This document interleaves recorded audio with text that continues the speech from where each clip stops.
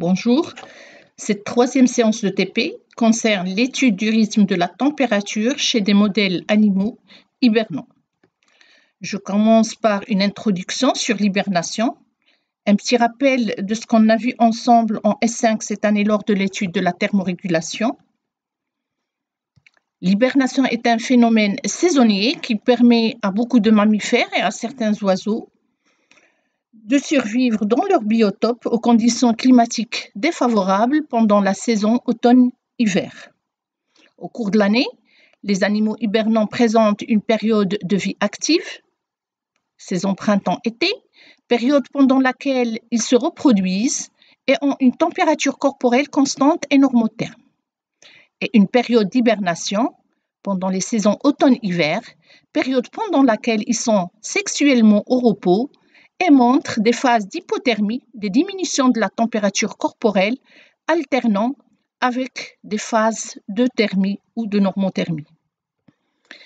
Les objectifs de ce TP sont donc d'abord de suivre les variations de la température corporelle au cours de la saison automne-hiver pendant l'année 2007-2008 chez la gerboise en captivité et étudier certains paramètres de l'hibernation.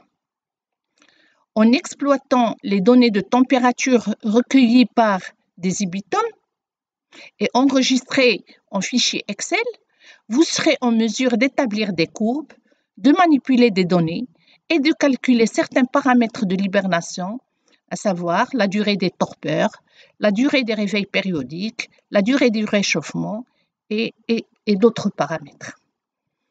À partir des résultats obtenus et de la durée totale de l'hibernation chez la gerboise, vous serez aussi en mesure de calculer le bilan global de la gestion énergétique en pourcentage du temps total de l'animal. Et à la fin, je vais vous donner une courbe d'hibernation chez une autre espèce, l'hérisson algérien, établie pendant la même année que la gerboise, et je vous demanderai de soulever quelques points de différence entre les deux espèces. Les outils de mesure de température qui ont servi dans cette manipulation sont des émetteurs commercialisés qui permettent d'enregistrer les températures en continu. Ce sont des ibitomes dont le poids est de 3 grammes, 17 mm de diamètre et dont l'épaisseur est à peu près de 6 mm. Ces ibitomes sont synchronisés entre eux et programmés avec des paramètres bien déterminés, donc une résolution ici de plus ou moins 0,5 degrés Celsius. La fréquence d'échantillonnage a été fixée à 30 minutes, donc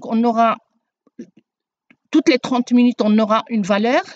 La durée d'enregistrement est de 171 jours, soit plus de 5 mois, et on précise lors de la programmation de ces émetteurs aussi le début de la mise en activité, c'est-à-dire le jour où démarre l'expérience. Ces ibitomes sont préparés en fonction du nombre des animaux, à raison d'un émetteur par animal, et on rajoute 2 ibitomes supplémentaires préparés de la même manière pour la mesure de la température ambiante qui règne dans le lieu où sont placés les animaux. Sur le plan expérimental, l'animal est préparé pour la manip, donc une anesthésie générale à l'aide d'un mélange de produits. Puis on pratique une incision au niveau du ventre de l'animal, d'abord du plan cutané, puis du plan musculaire. On prend un émetteur qu'on enrobe dans un mélange de résine paraffine afin d'éviter les infections et on l'implante dans la cavité abdominale de l'animal. Une fois que c'est fait, le plan musculaire et le plan cutané sont ensuite cousus par du fil médical. La plaie est nettoyée par de l'alcool et un antiseptique et est ensuite appliquée. Une fois terminé, on laisse l'animal au repos dans sa cage jusqu'au réveil. Après réveil de l'anesthésie, l'animal est maintenu dans une cage tout au long de l'expérimentation qui peut durer plusieurs mois dans l'animalerie. En même temps, les variations de la température ambiante sont enregistrées par un émetteur témoin placé dans la salle des animaux tout au long de la durée de l'expérimentation. À la fin de la manip, les animaux sont réopérés et les débutants sont récupérés. Les paramètres enregistrés, les dates, les heures, la température corporelle et la température ambiante sont transférés sur ordinateur puis analysés sur le fichier Excel dans la feuille 1. Donc, vous aurez toutes les données sur la feuille 1 du fichier Excel. Alors, avec dans une première colonne, vous aurez les jours, donc les jours d'enregistrement. Donc ici, le 1er novembre, ça a commencé le 1er novembre 2007. La durée, l'heure, avec les heures, minutes et secondes, l'heure d'enregistrement.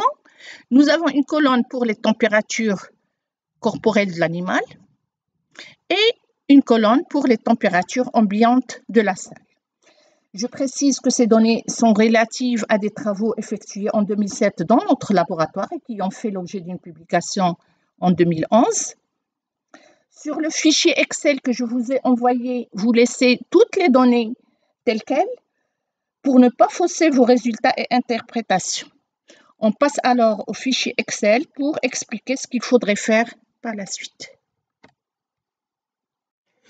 Sur le fichier Excel, pour commencer, vérifiez si vous êtes bien sur la feuille 1 du classeur, en bas.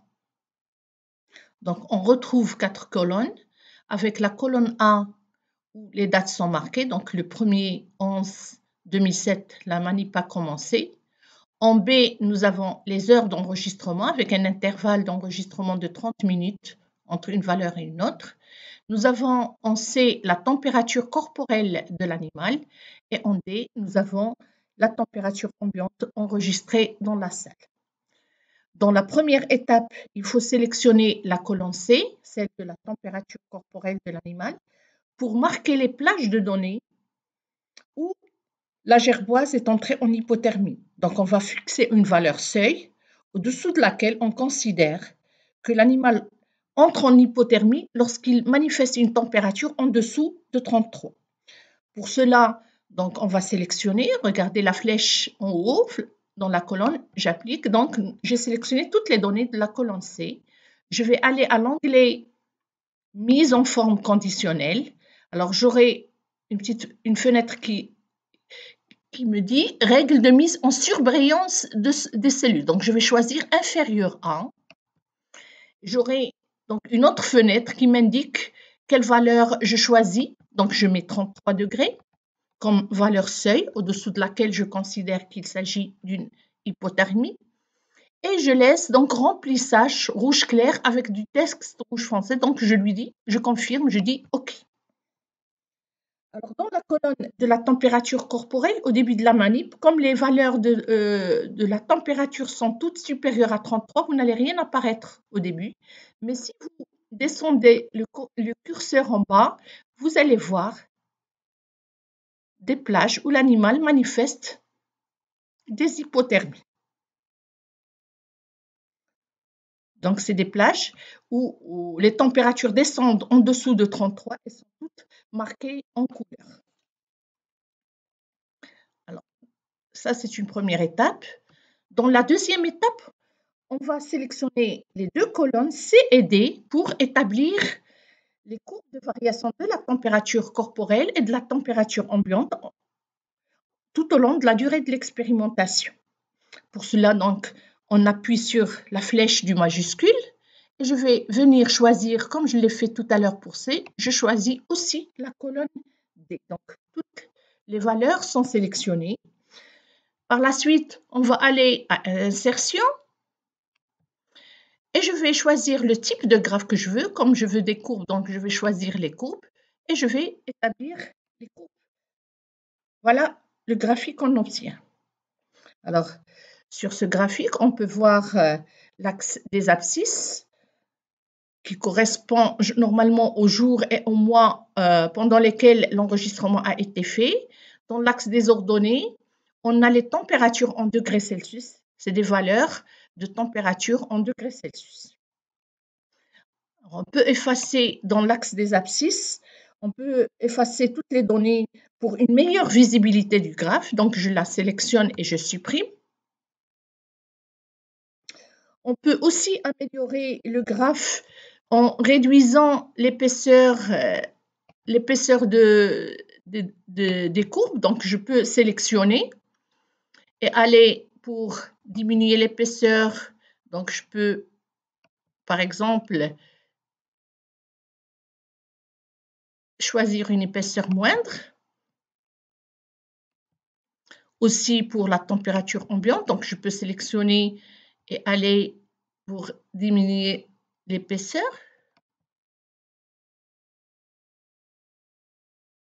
Voilà. On peut écrire le titre du graphe, par exemple, variation de la température corporelle et de la température ambiante pour la période d'expérimentation. Donc, je vais mettre variation. D'accord. Alors, au besoin, on peut même insérer une zone de texte. Par exemple, on peut rajouter du texte sur, par exemple, si on veut marquer la température corporelle, par exemple, je peux mettre un TC.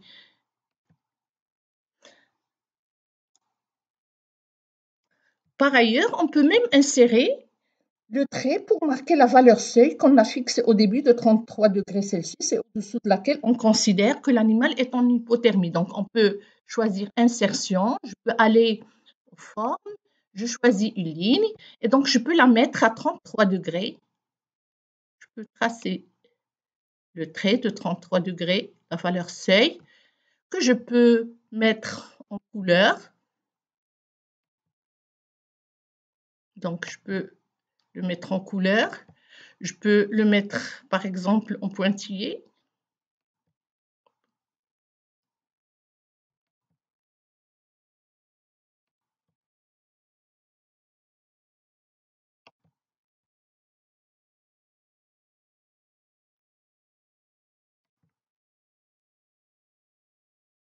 Voilà.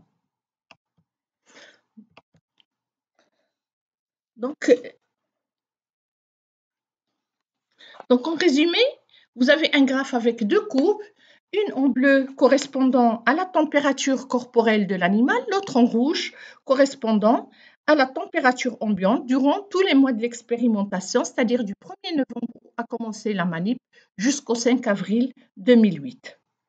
Comme on peut le voir sur la figure, remarquez qu'au début de la manip, tout au long du mois de novembre, pour une bonne partie de ce mois, la gerboise est restée en normothermie. La température enregistrée, c'est entre 37 et 38, donc avec des variations circadiennes. Mais arrivé à un certain moment, l'animal présente une première phase d'hypothermie. On voit donc ici une première torpeur. L'animal entre en hypothermie. Et alors, il reste un certain nombre de jours, puis se réveille, va rester en normothermie un petit moment. Encore, il va présenter une deuxième phase d'hypothermie. Donc, en gros, nous avons ici 1, 2, 3, 4, 5, 6, 7 phases d'hypothermie ou de torpeur tout au long de la période de l'hibernation. Alors, l'hibernation de l'animal, donc on peut calculer cette durée de l'hibernation puisqu'on a la première hypothermie, donc l'animal est entré en hypothermie donc à ce niveau-là. Le dernier point, donc le dernier réveil a eu lieu là, donc la durée de l'hibernation, c'est la durée pendant laquelle l'animal a présenté ses torpeurs et ses réveils périodiques tout au long de la période d'hibernation. À la sortie de l'hibernation, l'animal reprend sa température normale, il est en normothermie et il reste actif pendant la saison printemps-été qui coïncide avec les conditions climatiques qui deviennent favorables, donc la température ambiante aussi commence à être clémente.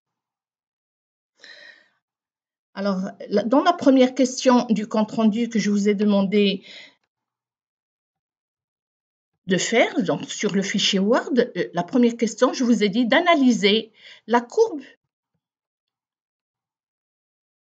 d'analyser cette courbe que vous avez obtenue donc des températures corporelles en relation avec la température ambiante chez les gerboises au cours de la période de l'expérimentation. Donc, ce qu'il faut décrire, c'est comment varie cette température corporelle, à quel niveau elle descend par rapport à la température ambiante, donc quelques lignes pour décrire et analyser cette courbe. Dans la deuxième partie de ce travail, on va aller à la feuille 2 du classeur où on va voir ce qui se passe dans cette torpeur et étudier par ailleurs certains paramètres de l'hibernation chez la gerboise. Pour chacune des torpeurs, on peut remarquer, on peut noter avec les enregistrements qu'on a, on peut noter avec précision le début de chaque hypothermie, le moment exact où l'animal entre en hypothermie. Il reste pendant une certaine durée, mais ensuite la température corporelle va augmenter, donc on parle de réchauffement. Et donc l'animal, à un certain moment, il reprend sa température normale, donc il se réveille de l'hibernation, de la torpeur. Donc on peut noter aussi le moment du retour à la normothermie. Donc, à partir de ces données, on peut calculer les durées des torpeurs, on peut calculer aussi les durées des réveils périodiques pendant l'hibernation. Dans la feuille 2 du classeur, vous allez trouver un tableau que j'ai rempli partiellement pour vous faciliter la tâche. Mais tout d'abord, on va voir en haut quelques données générales concernant la manipulation.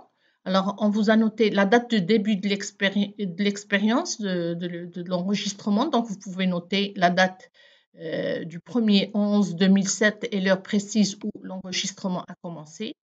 Pour la date de fin de l'expérimentation, vous pouvez marquer aussi le 5 avril et vous verrez à quelle heure les enregistrements se sont arrêtés. Je vous ai marqué ici la date de la première hypothermie. Donc, c'est le 29/11/2007 à 20h30 où on a enregistré la première phase de torpeur chez l'animal.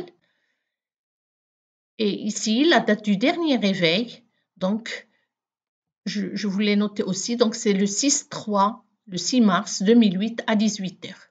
Alors, connaissant la date de la première hypothermie et la date du dernier réveil, comme je l'ai expliqué tout à l'heure, vous pouvez calculer la durée totale de l'hibernation. Alors, comment faire? Donc, on va mettre juste ici, donc c'est la durée qui sépare le dernier réveil de la première hypothermie. Donc, je vais marquer égal dans la cellule et je choisirai la cellule du dernier réveil, donc la date précise du dernier réveil. Je mets moins de 6 et puis je choisis la deuxième cellule concernant la date de la première hypothermie et par la flèche retour, entrée, donc je mets comme ça. Alors, c'est OK. Donc, on a directement la valeur correspondant à la durée totale de l'hibernation qui est de 2349 heures et 30 minutes, donc à peu près 2350 heures. Si on divise sur 24 heures pour voir combien de jours, donc ça va revenir à un peu plus que 3 mois. Donc la durée totale de l'hibernation pour cet animal, c'est à peu près 3 mois. Alors là, on revient au tableau. Alors, comme vous le voyez, le tableau ici montre le début des hypothermies, des réchauffements et de l'éthermie pour chacune des 7 torpeurs que nous avons vues sur la courbe. Alors, je vous ai rempli les 2 premières torpeurs, les 2 dernières, et je vous ai laissé les 3 torpeurs du milieu à remplir dans le tableau. Je vais vous montrer comment. Donc, pour chaque torpeur, on peut marquer le début de l'hypothermie, le début du réchauffement de l'animal, le début de l'euthermie et on peut aussi marquer la température minimale enregistrée durant cette torpeur. Donc, pour le faire, voilà, je vais passer à la feuille 1 et on va chercher le moment où l'animal a présenté la première torpeur. Donc, je vais descendre. Donc, comme on peut le voir, alors vous avez donc des phases, des petites plages colorées qui montrent des petites hypothermies, mais ça a duré ici entre 15h et 16h30, donc 1h30, donc on ne va pas considérer ces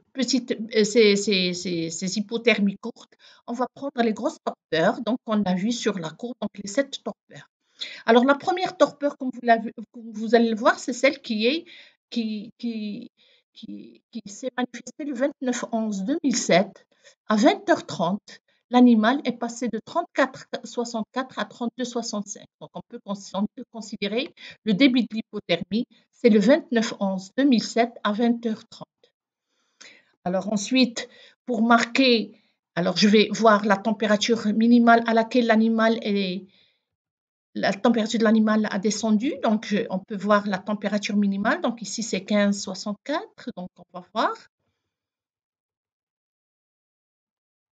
Donc, 15. Donc, il y a 14,64. Donc, et pour aller voir le réchauffement, c'est à la fin de la torpeur qu'on peut mentionner. Donc, 14,64, c'est toujours la température minimale de l'animal.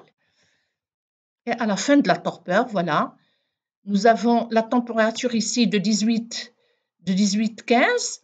Ensuite, cette température est montée à 30,15. C'était le 3,12 à 1 heure. Donc, on peut noter le début du réchauffement de l'animal le 3 décembre 2007 à 1 heure. Et pour l'euthermie, c'est-à-dire l'entrée en euthermie, c'est le passage à une valeur supérieure à 33. Donc, ici, c'est 35,64. On peut considérer que l'euthermie, donc, c'est le 3/12/2007 à 1h30. C'est ce que vous allez trouver sur le tableau. La première hypothermie le 29/11/2007 à 20h30. Le début du réchauffement, ça a été le 3/12/2007 à 1h. L'euthermie, c'est 3/12/2007 à 1h30. Et la température minimale enregistrée au cours de cette torpeur étant de 14,64. On peut faire la même chose pour la deuxième torpeur, c'est pratiquement la même chose. On peut descendre, chercher encore une deuxième torpeur qui suit, comme vous allez le voir. Alors, des petites hypothermies, mais là, on tombe sur, là, donc l'animal va entrer encore dans une phase d'hypothermie, dans une torpeur qui dure quelques jours. Donc, je peux marquer le début de l'hypothermie ici, c'est le 5/12/2007 à 23h30. De la même manière, je peux chercher la température minimale enregistrée au cours de cette torpeur. Là, on trouve 14,14 et je descends vers le bas pour noter la température du réchauffement de l'animal et du retour à la normothermie. Donc ici, le réchauffement, donc on peut le noter ici, donc de 17, elle est passée à 29,15, donc je peux noter le 9/12/2007 à minuit 30, c'est le début du réchauffement, et le 9/12/2007 à 1 heure, donc c'est la valeur du début de l'euthermie. Alors voilà, c'est ce que vous avez aussi là. Le 5/12/2007 à 23 heures, il y avait l'entrée en hypothermie. Le réchauffement, c'est à la fin de la torpeur, donc le 9/12/2007 à minuit 30. Et le début de l'euthermie, c'est le 9/12/2007 à 1 heure. La température minimale enregistrée pour cette deuxième torpeur étant de 14,14. Donc, vous faites la même chose pour les trois autres. Et pour les dernières, vous les avez ici. Alors, faites attention, lorsque vous prenez ces dates et ces heures, il faut les marquer de la même manière parce que les cellules sont programmées sur les dates et les heures. Donc, ne pas faire d'erreur pour que vous ayez des résultats et pas de problème dans les calculs à faire par la suite. Alors, une fois que le tableau est rempli, vous allez, à partir de ces données du début de l'hypothermie, réchauffement et de l'euthermie, on peut calculer maintenant les durées de ces hypothermies, combien l'animal est resté en hypothermie, combien ça dure le réchauffement, puis l'euthermie. Alors, j'ai fait un petit schéma en bas pour vous montrer. Donc, voilà un schéma avec une phase de normothermie, euthermie. L'animal en 1, donc, c'est le début de l'hypothermie. Il reste en hypothermie un certain nombre de jours. Ensuite, il y a une montée. Alors, c'est rapide le réchauffement chez cet animal. Donc, regardez, ça monte rapidement. C'est le petit 2. Et ensuite, le début de l'euthermie, c'est-à-dire le début du réveil périodique qui a lieu pendant l'hibernation. Et par la suite, la deuxième phase d'hypothermie ou la deuxième torpeur. Donc, une entrée en hypothermie ensuite, etc. Et ça se répète durant toute la période d'hibernation. Donc, pour calculer, si vous voulez, la durée de cette première hypothermie, qu'est-ce qu'il faut faire? Il faut faire le réchauffement, donc 2 moins 1. Donc, on va aller prendre le début du réchauffement moins le début de l'hypothermie. Donc, je vais monter, c'est ce que je vais faire dans le tableau. Pour cette torpeur-là, je vais mettre égal. C'est le début du réchauffement moins du 6 de l'hypothermie. Alors, je mets entrée et j'aurai la durée de l'hypothermie pour cette torpeur. Donc, alors, vous avez 76 heures et 30 minutes. Alors, pour les autres, une fois que c'est calculé pour la première, il suffit de sélectionner lorsque vous avez le plus comme ça en noir. Vous pouvez appuyer par votre doigt sur la souris, par votre doigt gauche sur la souris et vous pouvez descendre pour calculer pour toutes les autres. Alors, on aura des valeurs. Alors là où il y a les zéros, on peut les effacer, mais on aura des valeurs donc correspondant aux durées des hypothermies de toutes cette torpeur que vous avez dans le tableau à côté. Donc, c'est rapide. Une fois que c'est fait pour la première, vous pouvez appliquer pour les autres. Alors maintenant, on va calculer la durée du réchauffement. Alors, je reviens à mon schéma. Pour calculer la durée du réchauffement, vous voyez, c'est très rapide. Donc, c'est quoi? C'est le début, c'est la différence entre 3 et 2. Donc, c'est le début de l'euthermie moins le réchauffement. Donc, je vais revenir. C'est le début. Je vais mettre réchauffement égal. C'est l'euthermie moins le réchauffement. Et je mets entrée.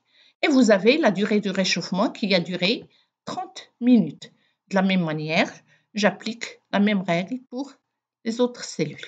Et vous aurez les durées. Donc, là où il y a les valeurs marquées, donc vous avez des valeurs, effectivement, des durées. Là, ce n'est pas encore plein. Donc, lorsque vous mettrez vos valeurs, vous aurez des valeurs correspondant aux durées du réchauffement. Alors, maintenant, il nous reste à calculer aussi la durée des euthermies, c'est-à-dire la durée des réveils périodiques pendant l'hibernation. Alors, sur le schéma de bas, ça revient à calculer entre 4 et 3. Donc, qu'est-ce qu'il faut faire? Il faut faire le début de l'hypothermie suivante, donc moins le début de l'euthermie. Donc, on va prendre le début de la deuxième torpeur qui va suivre, moins la durée, le début de l'euthermie. Donc, je reviens, je vais mettre égal. Donc, le début de l'hypothermie, donc c'est celle-là, moins et l'euthermie, et je mets entrée, et vous aurez la durée des euthermies correspondante à chaque torpeur. Et je fais la même chose. Alors, une fois que vous avez les valeurs, vous avez donc les différentes durées de l'hypothermie, réchauffement et euthermie. Maintenant, je vous ai demandé dans votre compte rendu un bilan énergétique de l'hibernation. Alors, ça, c'est fait, donc c'est ce que je vous ai demandé de faire sur le fichier Excel, d'introduire les données pour le calcul de ces paramètres qu'on vient de faire.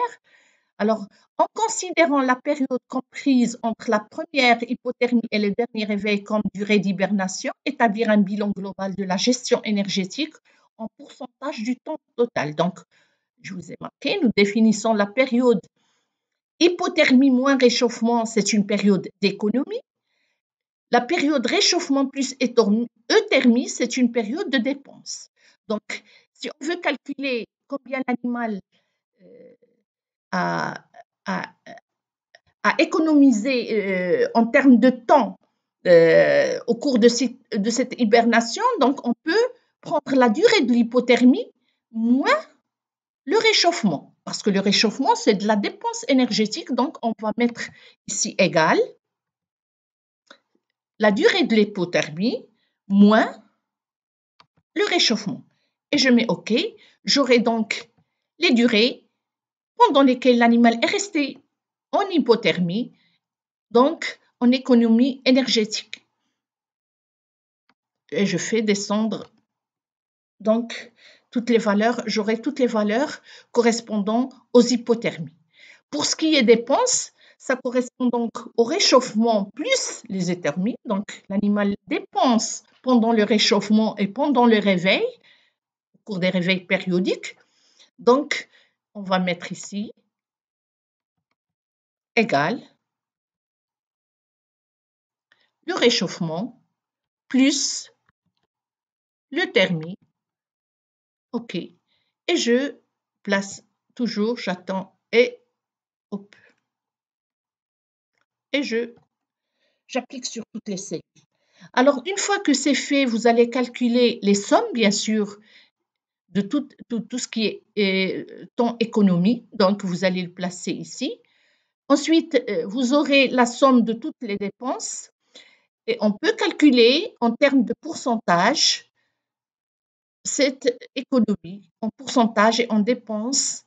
Donc, on peut juste par une règle de 3 mettre la durée totale de l'hibernation correspond à 100%. Donc, vous avez 2350 à peu près heures qui correspond à 100%. Vous pouvez, par une règle de 3, calculer l'économie en pourcentage que vous marquerez sur votre compte rendu et puis la dépense énergétique en termes de temps en pourcentage que vous pouvez marquer ici. Alors, la dernière question, j'espère que j'ai été claire. Je vais passer maintenant à la feuille 1 pour voir ce que je vous ai demandé dans le compte rendu. Donc, il y a une dernière question que je vous ai demandée et pour laquelle je vous ai donné une courbe. Alors voilà, c'est en grand 3.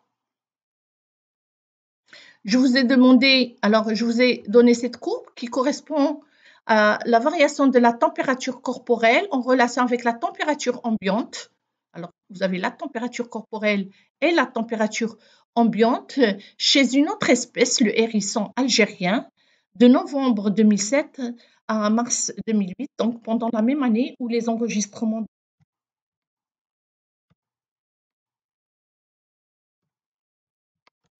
Alors, je vous ai demandé citer les principales différences entre les deux espèces, gerboise et hérisson algérien, et conclure. Alors, dans les points de comparaison, vous pouvez soulever les paramètres qu'on vient de voir, notamment la durée de l'hibernation, comment cet animal est entré en hibernation, est-ce que c'est une entrée brusque ou c'est progressif, le nombre de torpeurs, le nombre de réveils périodiques, les durées, etc. Donc, vous pouvez analyser la courbe et citer quelques différences entre ces deux espèces pour mettre ces variations interspécifiques concernant l'hibernation des animaux.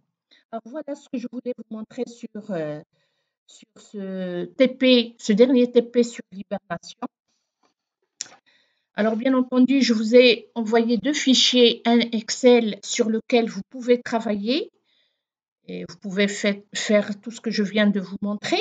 Un fichier Word où vous pouvez porter vos interprétations.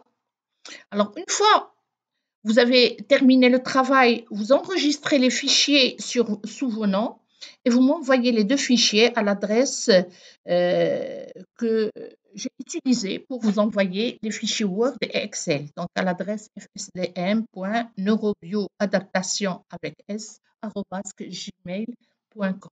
Alors je vous remercie pour votre attention. Je vous souhaite bon courage.